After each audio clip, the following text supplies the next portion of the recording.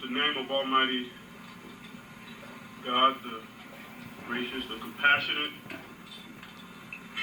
the grand supreme architect of the universe, the most high fashioner and designer of all things, who we may call Allah, others may call by other names. I greet you in peace, as we would say, Assalamu alaikum. But it would be peace, as the Prophet said, peace be unto you peace. And that's how I'd like to greet you, in peace. First, I'd like to say that, I don't know if I'm like all of you or not, but after eating a good meal, you get a little heavy-headed and feel like taking your shoes off and really get relaxed and going to sleep. So, I want to struggle not to do that. I'd like to first greet and thank the Grand Master, Brother Albert Spencer. I'd like to greet all of you, high officials, 32nd degree, 33rd degree, Masons, Shriners, Eastern Stars, Daughters of Isis, Daughters of the Sphinx.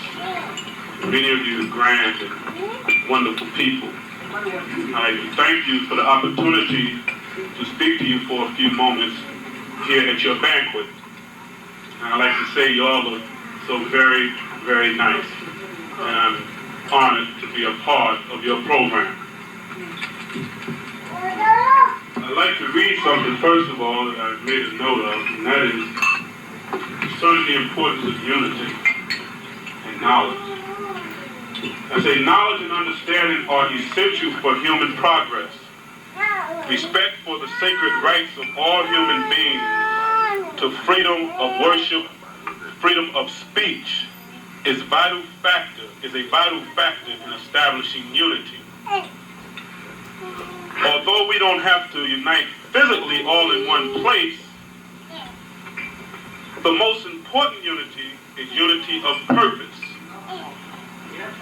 Regardless to our particular persuasion or even our ethnicity. If we all want to see a better living condition for our people and for humanity at large, then we are united in that purpose. So our effort should be for unity, although we may not be all in one place, but to wish for the betterment of our fellow brothers and sisters and for the betterment of humanity. I'd like to begin by just mentioning that I know that you call yourselves travelers. I consider myself a traveler. And as we travel, we may see different things. We see new things as we travel physically. We see things in movement. Travel is movement. And movement is associated with activity, and activity is associated with life. So as travelers, then we are alive. It suggests that we are alive and active. But that's physical travel. But there's also a mental travel, which is so essential for the development of the mind. And when we travel, if you're going to travel south, north, or whichever way you decide to go, you may go to AAA, and they may map out the road for you and say, well, which way do you want to travel? Do you want to take the regular route, or do you want to take the scenic route? I usually choose the scenic route. It takes a little longer, but you can gain some knowledge by taking the scenic route. So hopefully this evening we can travel a bit. And I don't plan to talk for a long time. It may be a little longer than regular, but not very long. So it's our intention for us to hopefully take the scenic route. And I'd like to start by mentioning that we read in the Bible wherein Jesus is speaking to a particular people. He said, haven't you heard that the keystone that the builders rejected became the headstone of the corner? And we also read of a particular event where craftsmen from the quarry were bringing up work for inspection. It was around the time of the rebuilding of Solomon's temple. after some people were in bondage in Babylon under King Nebuchadnezzar for about 70 years. And in returning to rebuild the temple,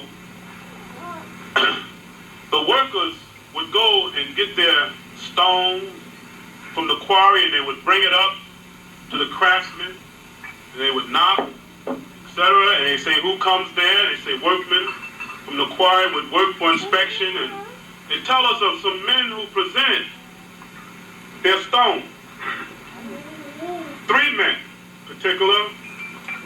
His work was squared, it was oblong, and the overseer checked it out with his square and his level, and he found that it was all right to pass on through. And there was another one who presented a more perfect squared work, and the overseer checked it out with his square and level and his tool, and he let it pass on through. But there was another gentleman who walked up with an unusual looking stone, shaped somewhat triangular form, but not quite a triangle, but a keystone. And he presented it to the overseer, and this particular overseer tried it with his square and his level, and it just didn't seem to measure up. But because it was so unusual, it was so attractive, and it had some indications, some strange indications on it, he let it go on through. And it happened on to the next overseer. The same thing took place until they got to the 3rd overseer. And the 3 men grouped together and decided what would they do with this unusual stone. And they decided, not knowing that one day it would be essential for the completion of the temple, they heaved it over into the rubbish. Now, history tells us, as African American people, that we were of great value and major factors in the development of society. There in the rich Nile banks, the banks of the Nile, there in Africa, there in the rich fertile soil, we made great contributions and built great pyramids and contributed greatly again to the progressive movement of the world, including the Western world. But there came a time, as we know, when we too were rejected.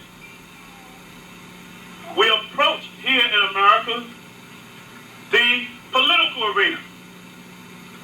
And they say these strange people that we have brought here and have lied on are now wanting to vote.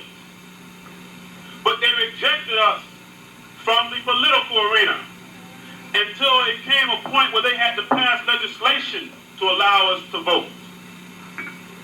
We're rejected from the economic arena, not allowed to truly develop an economic base for ourselves, and also from the social and civic arena, for there was a time when we could not group as we can group now. We could only group maybe 2 or 3. So we were rejected, as that stone was rejected. But just as it came a time for the archways to be united, and they needed to go dig into the rubbish to find that keystone in order to bring about the completion of the temple, we see now that in order to bring about a true progressive society, they need the help of the African American people. Whenever a politician, as we know, wants to fulfill his destiny as a politician, he comes down and he'll court the black vote. He'll court the black church. He'll court the black civic group, which is the same one that they rejected some years ago. So the Bible is correct in saying, if we understand it like this, that the keystone that the builders rejected shall one day be the headstone of the corner. And what am I saying is that this is what we need to instill into our youth, into our children. That God, the creator of the heavens and the earth, has created us, as all other human beings, with fine, sophisticated faculties of sight, of hearing, of reasoning.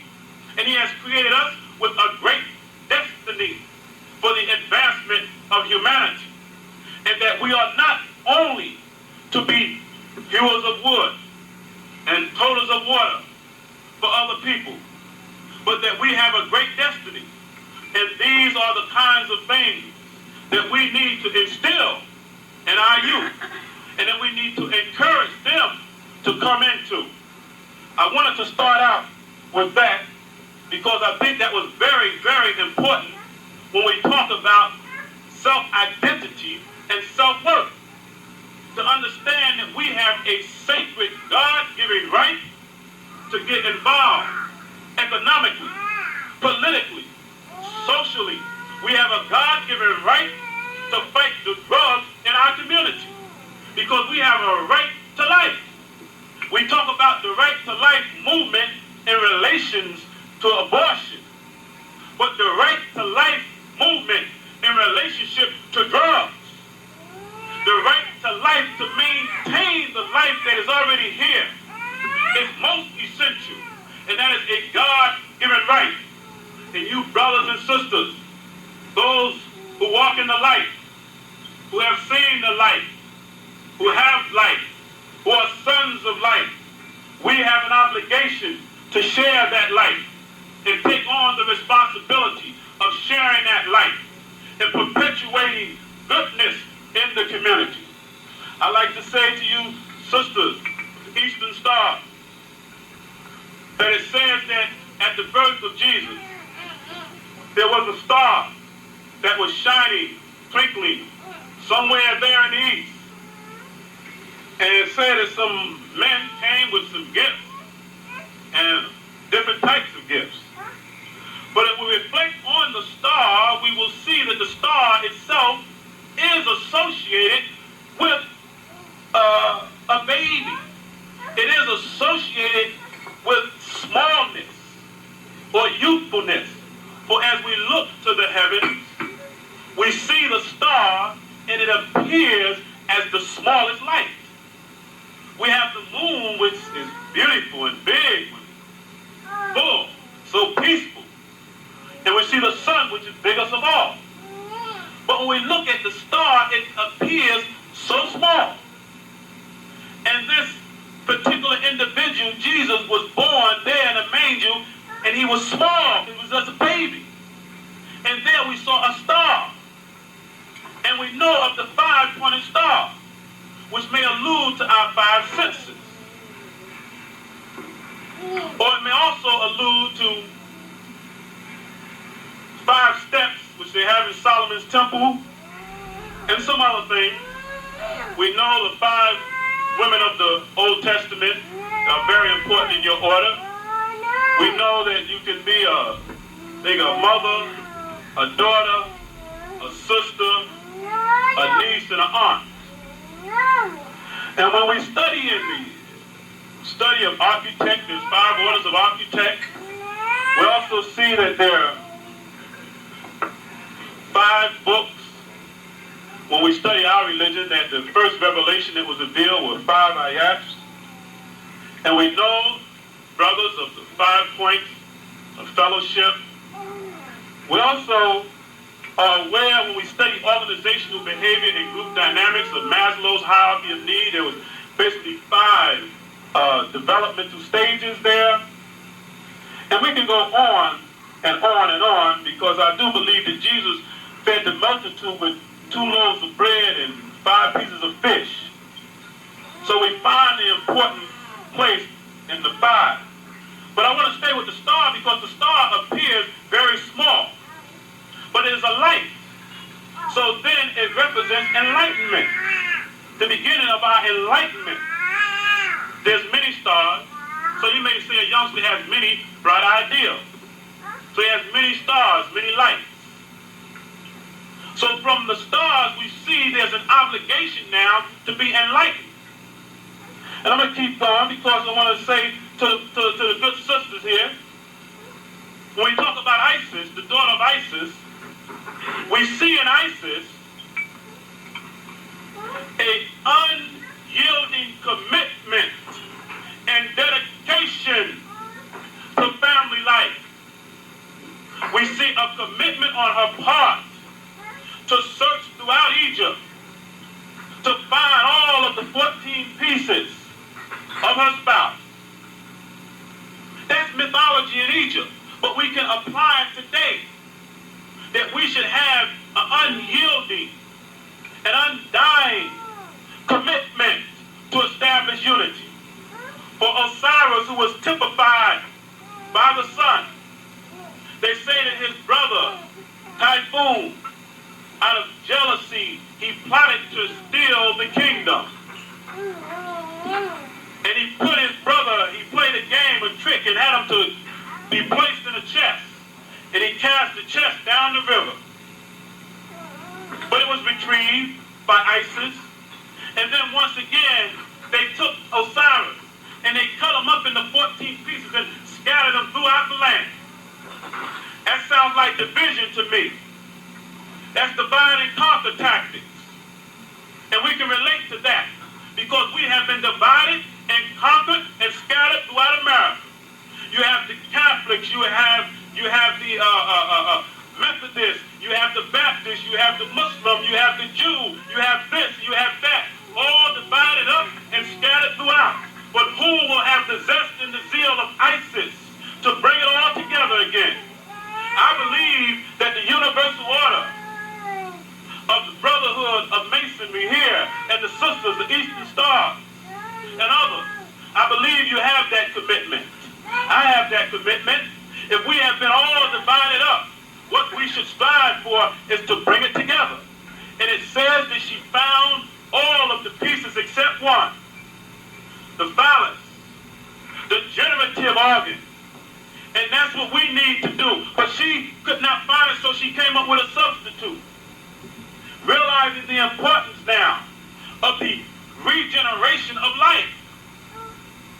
So we bring the pieces together and have a commitment to give birth to good, solid, strong minds, good, solid, strong, youthful, vibrant hearts. And that's what our commitment can be. And that's what our commitment should be. But we see in Isis, who is typified and symbolized by the moon. They say that she wore 7 veils. It's not that she necessarily wore 7 veils. It's that she was symbolized by the moon. And the moon goes through 7 phases that we can see. There's really 8, but there's 7 that we can see. Starting from the full moon or the new moon, it goes to the crescent, then to the quarter moon, then to the half moon. Then it goes back to the new moon, and then it reverses, which we can see. At one point of the new moon, it's full, but we can't see it because of the way the sun strikes it. So we have 7 phases. And 7 has been symbolized as completion. So Isis, in her completeness, symbolizing complete dedication. 7 levels of knowledge. It said 3, 5, and 7 steps leading up into Solomon's temple. The brothers with the apron. We know the apron is square at the base, and it's a triangle as a bid. Triangle is 3 and square is 4, so we bring it back to 7. And we want unity. And in our religion, Islam, we are told that the Prophet Muhammad ascended to 7 heavens. And there he met Abraham on the last heaven. We know 7 days in a week, and we know the Bible tells us that on the 7th day, God rested in creation. And Samuel was a man of 7. And we can go on and on and on about the 7. And we just want some understanding, that's all. And we just want to impart some concepts. But my main theme is unity and unity of purpose. But unity can only come about through understanding. and having commitment to understand one another and not to impose or enforce anyone's belief on another person. And I'm not here to do any such thing. If we can move on, as we talked about Isis there in Egypt, we also found of Hagar. Hagar was the mother of Ishmael. And she ran to and fro there in the desert 7 times, seeking water for her child Ishmael, as he laid there in the sand, about to die. But being in Egypt and understanding the symbolism of Egypt, Egypt was heavily draped in symbolism. So heavily draped in symbolism that the hieroglyphics are still there. The pyramids still stand over millions of years. And so important is the symbolism that the high, wise men of this society, after talking so bad about us, after subjecting us to the cruelest form of slavery until they call it the peculiar system of slavery, the worst ever known to man, who said we were no more than animals, who said we swung in trees, and that we were a burden on society and not an asset to society.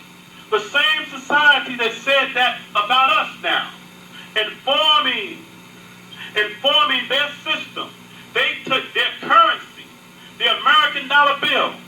If you look on the back, you will see the pyramid there. A pyramid not from Mexico, but a pyramid from ancient Africa, from Egypt, built by Khufu, they call Cheops in Greece. The ancient pyramid there on the American dollar bill. Why is it there now?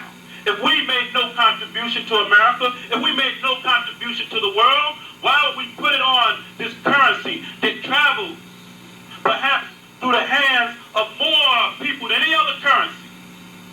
It is because they realized and would not let us know that what we have done, what God blessed us to do, not that we may be egotistic, and not that we may feel supremacist and come into a black supremacy ideal, but to recognize that God blesses whom he pleases, when he pleases, as he so desires.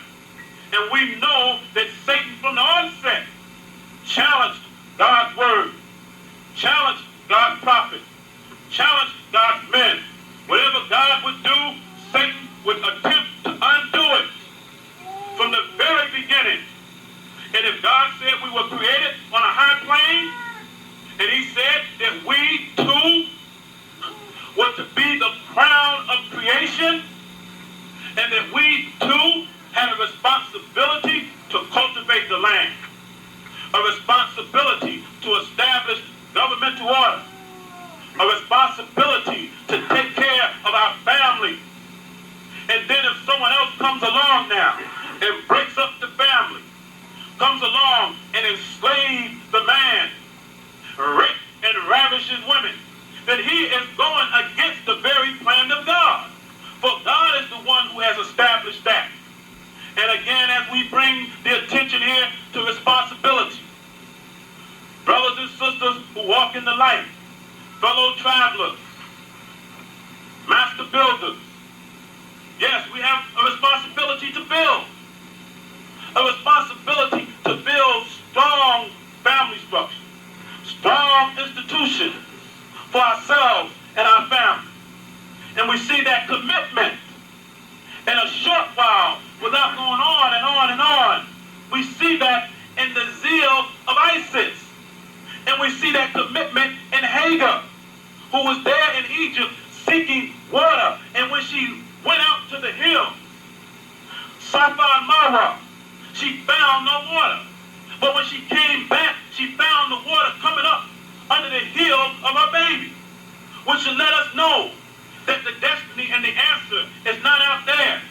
Not out there to the Democratic mountain or to the Republican mountain, but it's right under the heels of our people, right under the heels of our youth. It's the youth that's right under the heels of our own people is where we can find the answer and the hope for our life. Let us move on. Now we find that the son for the brothers and worshipful masters and others that are considered, and we know the symbolism of the sun, that as it rules and governs the heavens, your brothers rule and set the craft at work, etc. That the sun now, if we look at the sun and we study it a bit in its symbolism, we see that the sun now is a great symbol of material insight and other things, but material insight in that it allows us to see what is on the material earth. When the sun is out, we can see things clearly on the earth, but we can't see what's in the heavens. See, the stars and everything are hidden in the day, so it looks like a blank sheet of paper. So the sun lets us see what is here materially. But when the moon rules, we can see what's in the heavens. So the moon may represent spiritual insight, and the sun may represent material insight. Now the sun, when we think of the sun and the role of worshipful masters in relation to that, we see then that the sun is regular in its movement. It is always there every day. We can count on it being there. And it strikes the earth, and it causes it to spin, creating gravity. It gives us protein and nourishment. It has a natural responsibility. And then it rises, as we know, in the east. It travels south, and it finally sets in the west. So again, we see there movement, and we see enlightenment, and we see responsibility. So again, in these many symbols, as I've tried to briefly go over, we see in these symbols here a commitment to regularity, a commitment to unity, a commitment to enlightenment. And when we come into the light, when we have been raised from a horizontal position, when we have been raised from that horizontal position, most things that are horizontal is either sleeping, resting, or dead. So when we're on that horizontal level, we don't want to be on a horizontal level mentally. We don't want to just be resting mentally. We don't want to be sick mentally. We don't want to be dead mentally. We want to move from that horizontal to an upright perpendicular. But not only that, we want to prove it. We want to take out the tools. We want to take out the level which will prove the horizontal. We want to take out the point line which will prove the perpendicular. See, the point line represents rightness of thinking. And we want to talk about the level that represents equality. And this is what we want and what we strive for, equality and understanding. This is what we need to take this knowledge, take the wisdom, understand it as best as we can, and apply it to our current situation. Don't leave it back there. Don't leave it way back there in Egypt. Don't leave it way back there in Jerusalem. Don't leave it way back there in Babylon. But let's bring it on up. And we can understand that and bring it up like the boys that was in the fiery furnace there in Babylon. Shadrach, Meshach, and Abednego. They was in the fiery furnace. And they said Nebuchadnezzar and them turned up the heat on them. They wanted to scorch them and make them yield to their God. But when he looked in there, they were not burnt. In fact, they looked in there and he thought he saw a fourth one who appeared as the Son of Man, they say. So when they turn up the fire, the heat of racism, the heat of bigotry, the heat of injustice, the heat of lies and deception, if we hold fast to the faith, as you have sung the song today, you've come this far by faith. If you hold on strong enough to the faith and have a zeal and a commitment, the fire of racism would not scorch us. The fire of bigotry would not scorch us. The fire of injustice, lies, and deception will not scorch us, but we'll hold fast. And when the bigots and the racists look in there, and they look down there and say, what's going on down there in the ghetto with them black boys and girls down there? They say, oh, boss man, look like we see a fourth person down there. What will that show us? That we will have the backing and the support of the all-wise creator, the all-wise master designer of creation. And that's what we need. Once we have that commitment, my good brothers and sisters, then, if it be God's will, we will make progress. We will take the wings and we will fly. Peace be unto you. I thank you.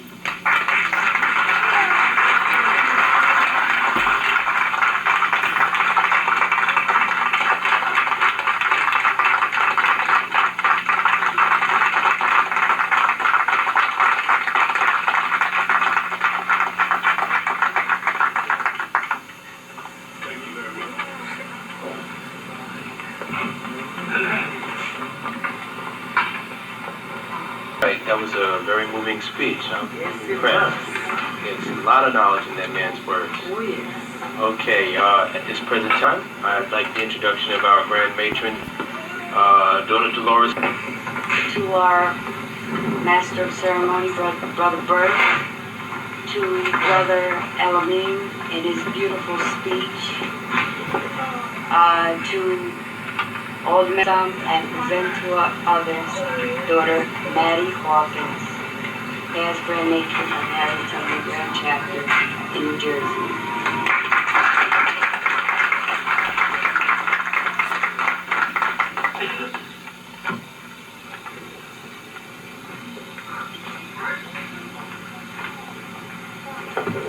Good evening. To all our officials, I won't call everybody by name, but to all our officials, grade 9, to all of the grands, our Grand Master, to all our grand matrons, past grand matrons, to all of our officials over on the sides and all around, to our sisters, brothers, and to our friends, good evening. We're so happy to see so many of you here tonight. We want to say to you, welcome. To our brother here who just brought us this most dynamic speech, we want to say to him, welcome. It's good to have someone to stand up, to speak, and say something.